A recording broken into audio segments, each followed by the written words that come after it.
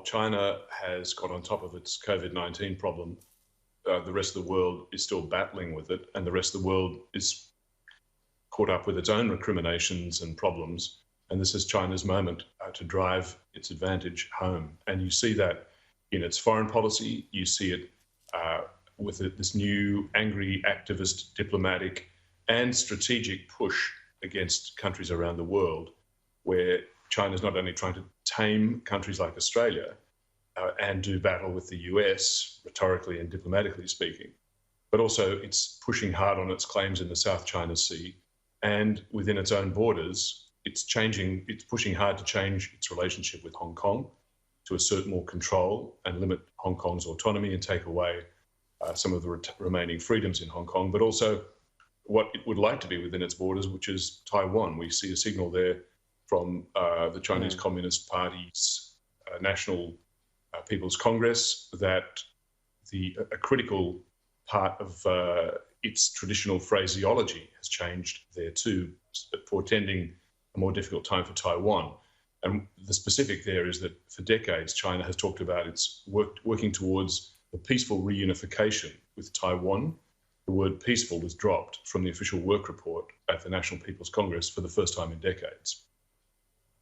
Yeah, so observers pick this up, including yourself, that it might sound like, oh, well, there's just one word missing, but this is crucial because there was a hope from the Chinese Communist Party that Taiwan would almost come to it. The last election made that clear that's not going to be the case. The question is where to from here. The one advantage Taiwan has over Hong Kong, it's not just on the mainland, it's an island. It considers itself independent, so if push came to shove, there'd be more of a case, for example, for the US to be stationing naval ships and so on there versus some sort of ground intervention in Hong Kong. Yeah, that's exactly right. And the significance of the one word, Tom, is that apart from the authority of the President Xi Jinping himself, there is no more sensitive political issue in China than the status of Taiwan.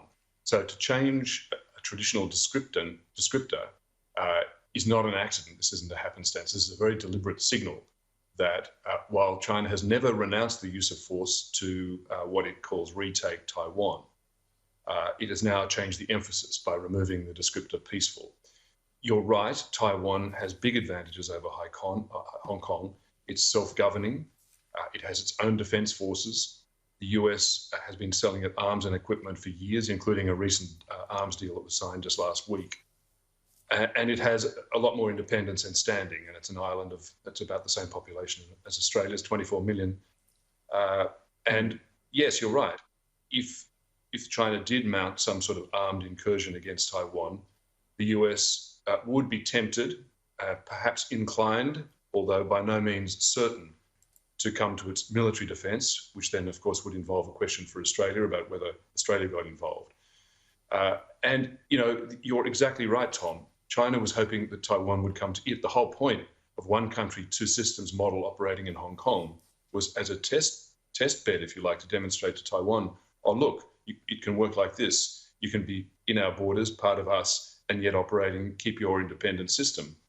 What they learned, what the Chinese government has now learned, is that by overstepping the mark in Hong Kong, it's messed up Hong Kong. That's no longer an option and no longer a viable model. And by trying to intimidate Taiwan in the lead up to the election for the presidency there in January this year, it also overstepped the mark with its bullying tactics. And in both Hong Kong and Taiwan, people reacted very stridently against the Chinese bullying, with emphatic high turnouts at the elections, the council elections in Hong Kong and the presidential elections in Taiwan. High turnout, emphatic victory for the anti-China candidates. I know we're often casting forward to this hypothetical, Peter, that if the US is forced or decides to intervene, if China does go after Taiwan, what does Australia do? I mean, I think if we think we're getting kickback right now from asking for an independent inquiry into COVID-19, what would our even musing over joining that sort of action result in from Beijing? Well, it would be defining. It would define China's relations with all the countries that made decisions about this. The countries that decided to stand neutral, the countries that decided to support China, and the countries that decided to attempt a defense of Hong Kong that would define their relationships with Beijing for as long as the Chinese Communist Party exists, and perhaps longer. So it would be profound. Mm. And what about Hong Kong finally? So this is where we started at. You're saying this is push two. Push one failed. Push two, first of all, as we said, the rest of the world might be distracted. You've got COVID-19, and I suppose it's a double whammy. First of all, for protesters getting out there, if they think there's some sort of risk, if we get a wave of infections, whether they'll be less willing to go out, but also the economy. It was already getting smashed from these protests.